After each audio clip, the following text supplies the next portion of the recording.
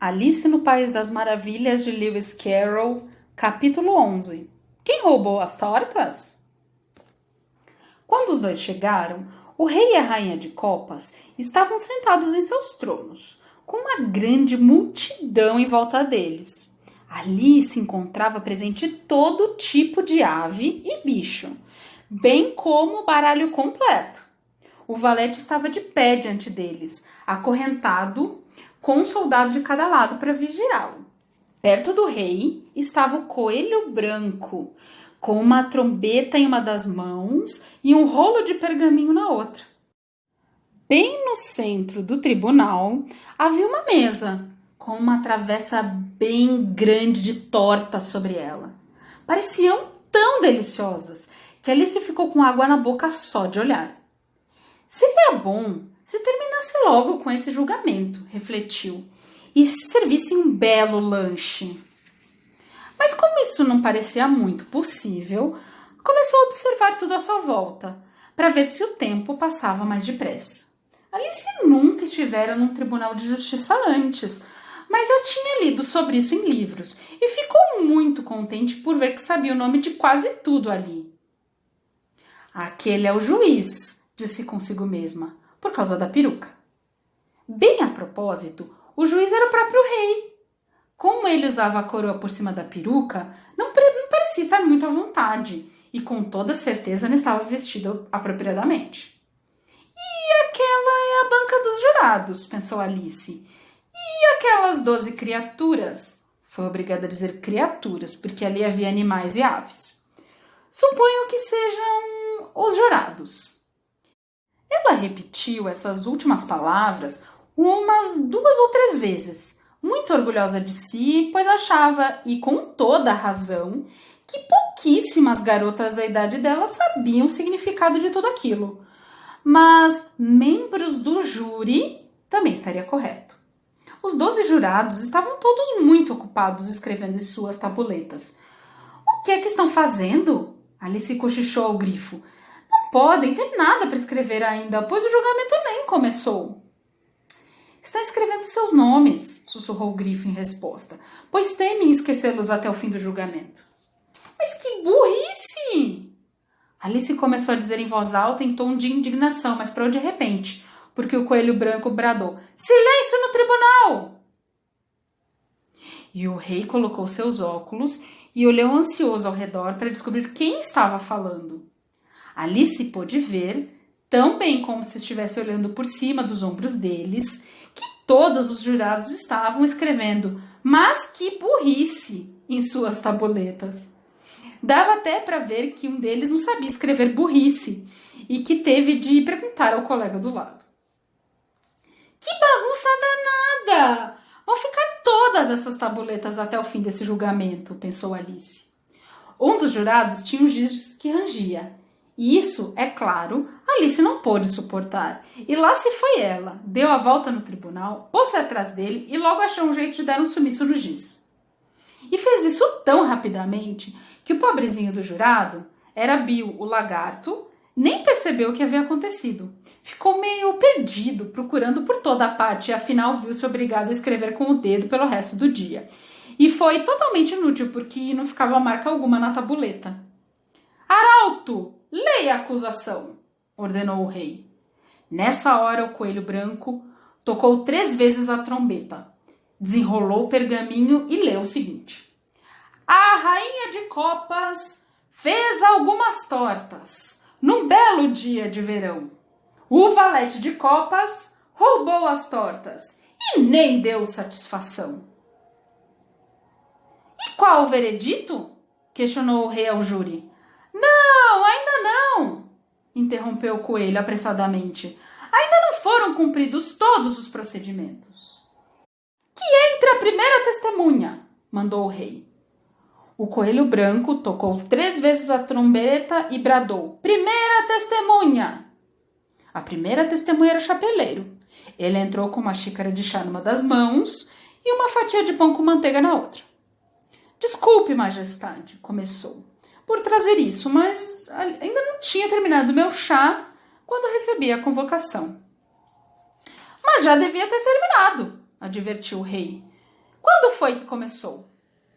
O chapeleiro olhou para a lebre de março, que o havia acompanhado ao tribunal, de braço dado com o esquilo, e respondeu: no dia 14 de março, creio eu. 15, corrigiu a lebre de março. 16, acrescentou o esquilo. Anotem isso, ordenou o rei ao júri, e os jurados escreveram animadamente as 3 datas em suas tabuletas.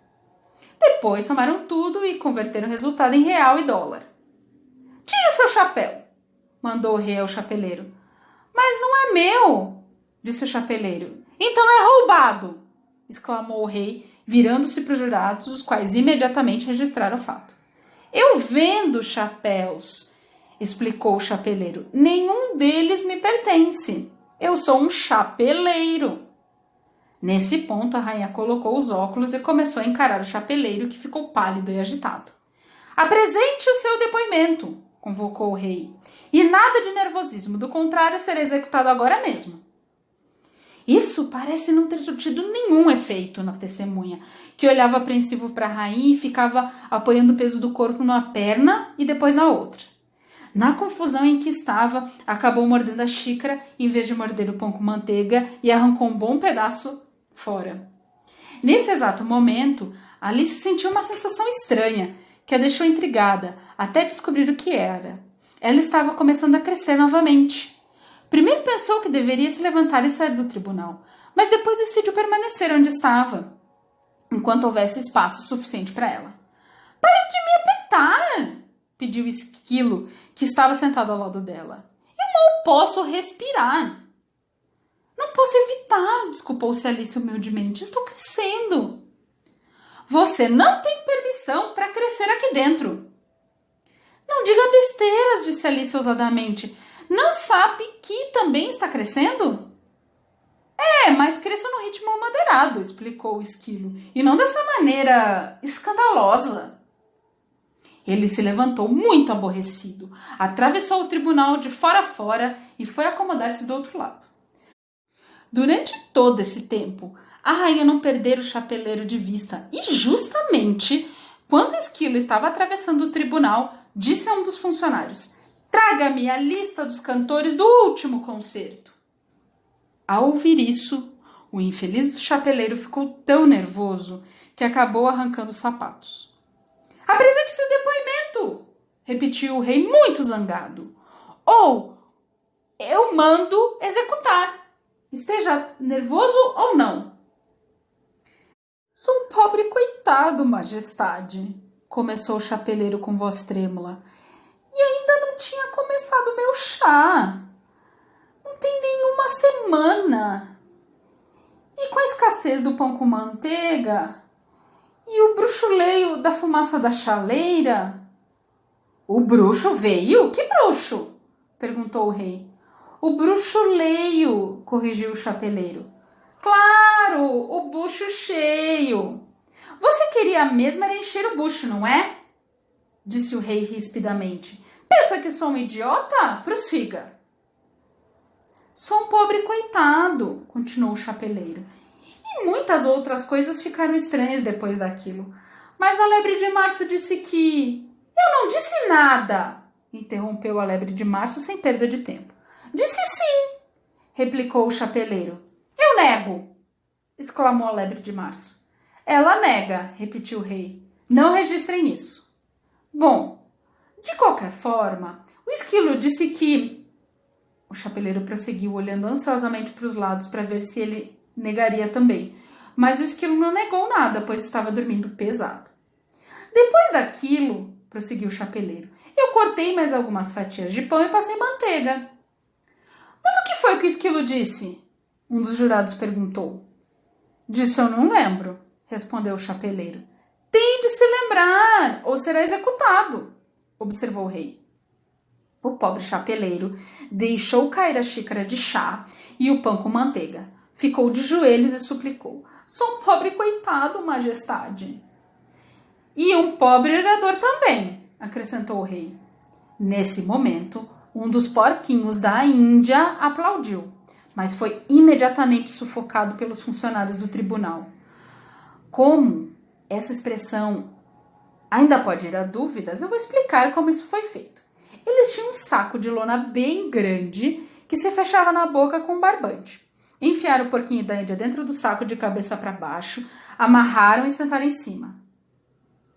Foi proveitoso ter presenciado essa cena, pensou Alice. Já vi esse tipo de notícia em jornais e revistas. No final do julgamento, houve uma tentativa de manifestação que foi imediatamente sufocada pelos funcionários do tribunal. Mas nunca entendi o que isso queria dizer. Se isso é tudo o que tem a declarar, pode descer, prosseguiu o rei. Não posso descer mais, pois já estou no chão, observou o chapeleiro. Então pode se sentar, replicou o rei. Nesse momento, outro porquinho da Índia manifestou-se com aplausos e também foi sufocado. Bom, acabaram seus porquinhos da Índia, concluiu Alice. Agora pode ser que as coisas caminhem. Eu gostaria de terminar o meu chá, disse o chapeleiro, lançando um olhar de aflição para a rainha, que já estava lendo a lista dos cantores. Pode ir, concordou o rei. E o chapeleiro se retirou do tribunal com tanta pressa que mal parou para colocar os sapatos. E cortem-lhe a cabeça lá fora mesmo, acrescentou a rainha a um de seus funcionários. Mas o chapeleiro já tinha sumido de vista antes que o funcionário conseguisse chegar até a porta. Que entre a próxima testemunha, bradou o rei. A próxima testemunha era a cozinheira da duquesa, que vinha trazendo na mão um vidrinho de pimenta. Mas Alice já adivinhara quem era, mesmo antes que ela entrasse no tribunal, porque todo mundo que estava perto da porta começou a espirrar. Apresente seu depoimento, ordenou o rei. Não quero, retrucou a cozinheira. O rei olhou para o coelho branco, que disse baixinho: Vossa Majestade deve interrogar severamente essa testemunha. Bom, se devo, disse o rei com um ar melancólico. Cruzou os braços e fechou tanto a cara que os olhos quase desapareceram. Então voltou-se para a cozinheira e perguntou num tom grave: De que são feitas as tortas? De pimenta, principalmente, respondeu a cozinheira. De melado, disse uma voz sonolenta atrás dela. Prendam esse esquilo, gritou a rainha com voz estridente. Cortem-lhe a cabeça. Sumam com ele daqui. Sufoquem-no. Belisquem-no. Arranquem-lhe os bigodes.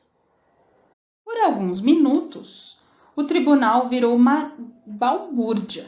Todo mundo saiu correndo atrás do esquilo e quando finalmente se aquietaram, a cozinheira já tinha sumido. Não faz mal, disse o rei, aparentando grande alívio. Que entre a próxima testemunha. E acrescentou baixinho para a rainha.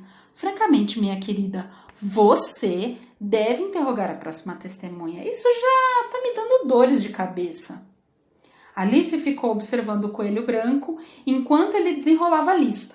Ela estava muito curiosa para saber quem seria a próxima testemunha e disse consigo mesma: isso porque eles ainda não reuniram provas suficientes. Imaginem qual não foi sua surpresa quando o coelho branco leu, forçando sua vozinha no máximo que podia: Alice!